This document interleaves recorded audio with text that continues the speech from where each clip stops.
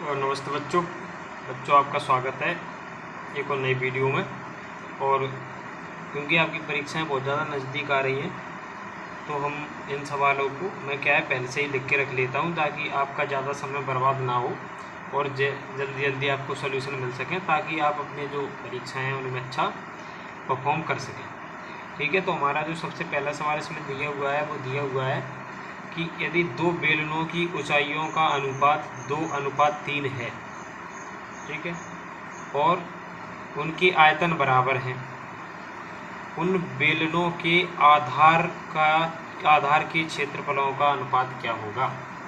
यानी कि कोई दो बेलन हैं, उनकी ऊंचाइयों का अनुपात हमको 2:3 दिया हुआ है और एक बात हमसे कही गई है क्या कि उनके आयतन बराबर हैं, यानी कि ऊंचाइयों का अनुपात 2:3 है और आयतन बराबर है। तो हमको आधार यानी बेलनों का जो आधार है उसके क्षेत्रफलों का अनुपात ज्ञात करना है। तो देखिए, सबसे पहले हम क्या करेंगे कि माना पहले बेलन के लिए हमने मान लिया कि त्रिज्या हमारी r1 हो जाएगी, ऊंचाई हमारी h1 हो जाएगी और आयतन हमारा v1 हो जाएगा। इसी प्रकार से दूसरे बेलन के लिए मान लिया हमने कि त्रिज्या हमारी जो है वो r2 हो जाएगी, ऊंचाई हमारी h2 हो जाएगी और आयतन हमारा v2 हो जाएगा। ठीक है, अब हम क्या करते हैं कि माना कि ऊंचाई h1 2x है, क्योंकि हमको 2 और 3 के अनुपात में हमको ऊंचाइयाँ दी हुई हैं तो हम इसको 2x मान लेंगे h1 को और h2 को 3x मान लेंगे। ठीक है, अब क्या करेंगे प्रश्नानुसार। प्रश्न में हमसे क्या बोला गया था, प्रश्न में हमसे बोला गया था कि जो दोनों बेलन हैं यानी कि दोनों बेलन हैं उनके आयतन बराबर है। ठीक है, तो हम इनको नीचे लिख लेते हैं। आयतन बराबर है यानी कि पहले गोले का आयतन है v1, दूसरे गोले का आयतन है v2, तो दोनों को हम बराबर लिख लेते हैं। अब बेलन के आयतन का जो फॉर्मूला होता है यानी कि बेलन के आयतन का जो सूत्र होता है वो आपका होता है पाई आर स्क्वायर एच। ठीक है, तो हम इनको दोनों को बराबर करके लिख देंगे पाई r1 स्क्वायर h1, क्योंकि यहाँ पर हमारा जो पहला गोला जो है उसकी त्रिज्या हमने क्या मानी, उसकी त्रिज्या हमने r1 मानी और उसकी ऊंचाई h1 मानी। तो v1 हम जब आयतन निकालेंगे तो जो त्रिज्या है वो r1 आएगी और ऊंचाई h1 आएगी, इसलिए पाई r1 का स्क्वायर h1 और यहाँ पर पाई r2 का स्क्वायर h2। ठीक है, यहाँ पर हम इसको लिख देते हैं। इसके बाद देखिए पाई से पाई हमारा यहाँ पर कैंसिल हो जाएगा। अब हमारा बचा r1 का स्क्वायर इंटू h1 का मान हमने क्या देखा, यहाँ पर h1 का मान हमारा 2x है और h2 का मान 3x है, तो r1 का स्क्वायर आ जाएगा और h1 की जगह पे 2x आ जाएगा। यहाँ पर भी r2 स्क्वायर आ जाएगा और h2 की जगह पे 3x आ जाएगा। ठीक है, अब यहाँ पर हम जब r1 स्क्वायर और r2 स्क्वायर का जो अनुपात निकालेंगे तो हमारा अनुपात आ जाएगा 3:2। ठीक है, यानी कि 3/2।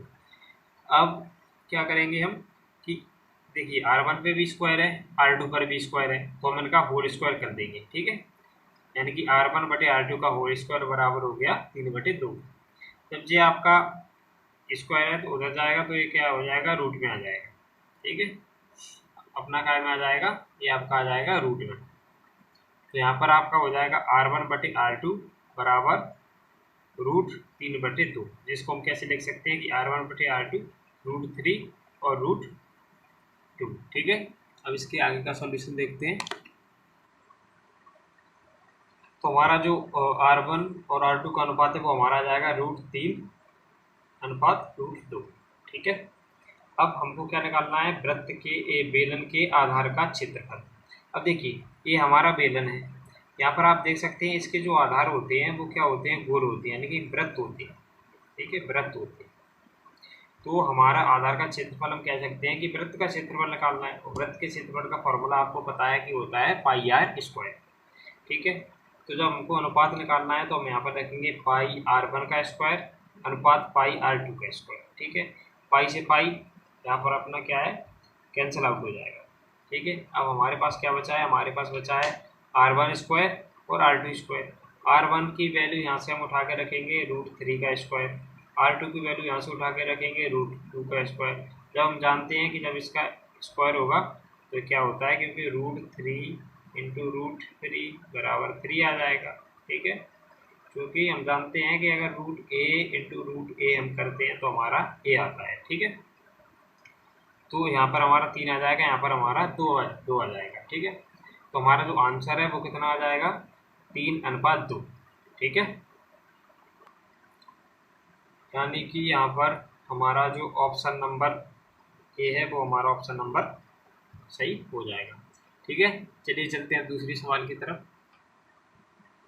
तो बच्चों यहाँ पर देख सकते हैं कि हमारा जो दूसरा सवाल है वो हमको दिया हुआ है, त्रिभुज एल एम एन और पी क्यू आर में यदि एन एम बराबर है पी आर और एन एल बराबर है पी क्यू और कोण एन बराबर है कोण पी। ठीक है, तो इनमें से कौन सा सत्य होगा ये हमको बताना है। देखिए यहाँ पर हम देख लेते हैं कि हमको क्या दिया हुआ है, हमको दिया हुआ है एन एम बराबर पी आर, तो हम इन सबको यहाँ पर लिख लेंगे एन एम बराबर पी आर। अब इसके बाद हमको दिया हुआ है क्या, एन एल बराबर पी क्यू, तो यहाँ पर हमने लिख लिया एन एल बराबर पी क्यू और हमको दिया हुआ है कोण एन बराबर है कोण पी, तो हमने ये भी लिख लिया। अब देखिए ये क्या है, भुजाएं, ये भी भुजाएं हैं और ये आपका भुजा नहीं होगा, ये आपका क्या होगा, ये आपका हो जाएगा कोण। ठीक है, ये आपका क्या हो जाएगा, कोण हो जाएगा। तो जो सर्वांग समता के नियम से हम जानते हैं कि साइड एंगल साइड, यानी कि भुजा कोण भुजा जो सिद्धांत है उसका ही पालन कर रहा है, क्योंकि दो भुजाएं बराबर हैं और एक कोण बराबर है। तो जब हम जानते हैं कि जब किन्हीं भी दो त्रिभुजों की जब दो भुजाएं बराबर होती हों या एक कोण बराबर होता है तो वो आपस में कैसे होते हैं, सर्वांग सम होते हैं। तो हम यहाँ पर लिख सकते हैं कि त्रिभुज एल एम एन सर्वांग सम होगा किसके, त्रिभुज पी क्यू आर के। तो हमारा ऑप्शन नंबर इसमें कौन सा सही हो जाएगा, इसमें हमारा ऑप्शन नंबर ए एकदम सही हो जाएगा। ठीक है, चलिए दूसरे सवाल की तरफ चलते हैं।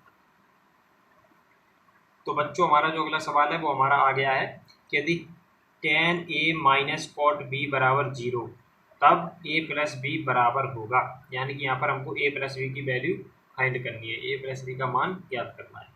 देखिए इसको हम यहाँ पर लिख लेते हैं tan a minus cot B बराबर 0। देखिए सबसे पहले आपको एक बात याद रखनी है कि जो कॉट थीटा होता है वो बराबर होता है tan 90 डिग्री माइनस थीटा के। ठीक है, अब देखिए tan a का tan a आ गया और हमने कॉट बी का उधर पक्षांतर कर दिया तो प्लस का कॉट बी आ गया।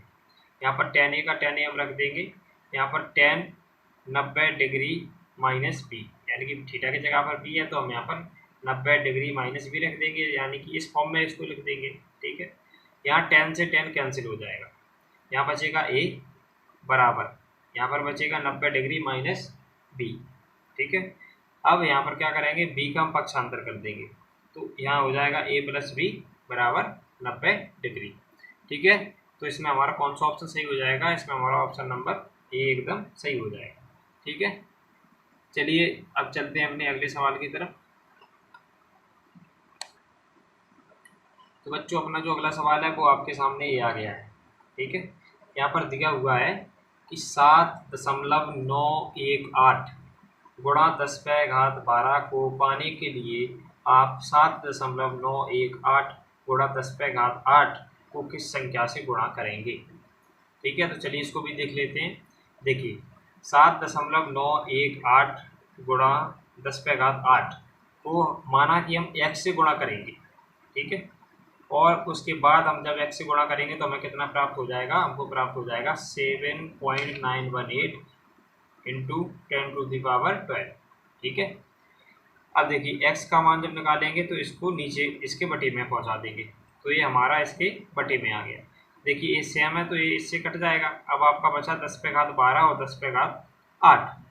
और चूंकि हम जानते हैं कि जो भाग है भाग में घातें घटती हैं तो यहाँ पर आधार सेम है।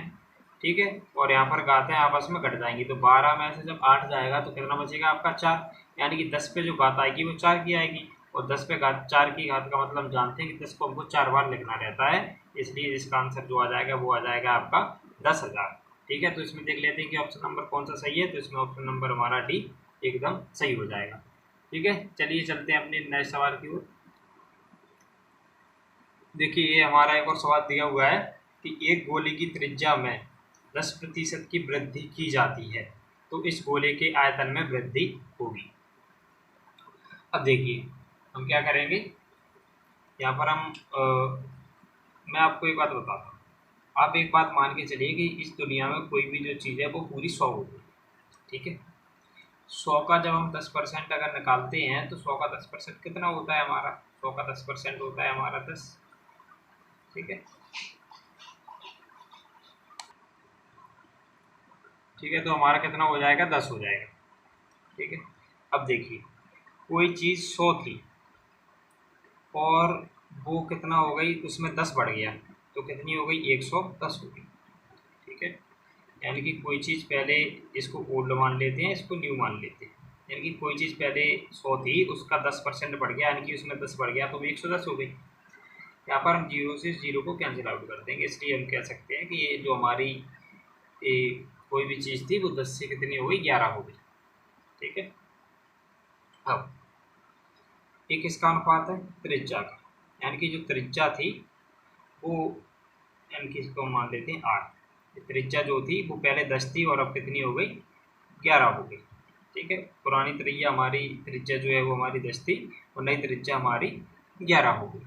ठीक है, अब बात करते हैं कि हमसे सवाल में क्या पूछा गया है। सवाल में हमसे पूछा गया है कि इस गोले के आयतन में वृद्धि क्या होगी। कि आयतन में हमको वृद्धि ज्ञात करनी है। ठीक है, अब बात किसके बारे में चल रही है? बात चल रही है हमारे गोले के बारे में। तो आपको एक चीज़ यहाँ पर याद रखनी होगी कि जो गोले का आयतन होता है, गोले का आयतन होता है, उसका फॉर्मूला होता है आपका 4/3 पाई आर क्यूब। ठीक है, ये आपके गोले के आयतन का फॉर्मूला होता है। अब देखिए, अगर पहले जब त्रिज्या आपकी 10 थी तब आयतन कितना होता वो हम यहाँ पर लिख लेते हैं, 4/3 पाई, और आर की जगह पे हमारी त्रिज्या हम 10 रख लेंगे और इसकी घात 3 आ जाएगी क्योंकि आर की घात 3 है। ठीक है, बराबर 4/3 पाई। जब आपकी त्रिज्या 11 हो तब आपका आयतन क्या होगा वो यहाँ पर लिख लेंगे। तो यहाँ पर आर की जगह पे कितना आ जाएगा? अपना 11 और इसकी घात 3 आ जाएगी। ठीक है, अब यहाँ 4/3 पाई से 4/3 पाई यहाँ पर कैंसिल आउट हो जाएगा। 10 पे घात 3 यहाँ पर बचा हुआ है और 11 पे घात 3 यहाँ पर बचा हुआ है।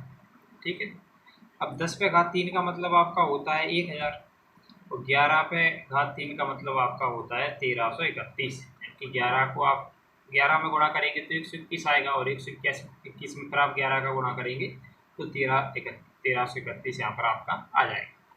अब यहाँ पर इन दोनों का अंतर देखते हैं, 1000 से 1331 हो गया, यानी कि ये कितना बढ़ गया? 331 बढ़ गया।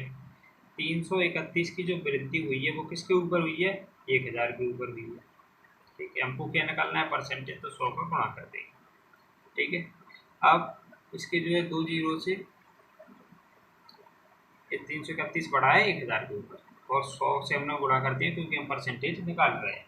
2 जीरो से आपका 2 जीरो कैंसिल हो जाएगा, यहाँ पर 1 जीरो नीचे बचा है, 1 दशमलव आ जाएगा एक अंक के बाद, तो ये आपका हो जाएगा 33.1%। अब कौन सा ऑप्शन हमको दिया हुआ था? हमको ऑप्शन नंबर डी ये दिया हुआ था, तो हमारा ऑप्शन नंबर डी इसका सही आंसर हो जाएगा। तो दोस्तों, ये आपके कुछ बहुत ही इंपॉर्टेंट सवाल थे जो आज की वीडियो में हमने डिस्कस किए। आपके लिए जल्दी हम और सवाल लेकर आएंगे, तब तक आप इन सभी सवालों को प्रैक्टिस करते रहिए। ठीक है, और जितने भी फॉर्मूले हैं उनको याद करते रहिए। ठीक है, अगर आप बोलेंगे तो हम आपके लिए एक फॉर्मूले की वीडियो भी ले आएंगे। ठीक है, तो आशा करता हूँ कि ये वीडियो आपको समझ में आया होगा। ठीक है, मिलते हैं किसी और वीडियो में, तब तक के लिए जय हिंद, वंदे मातरम।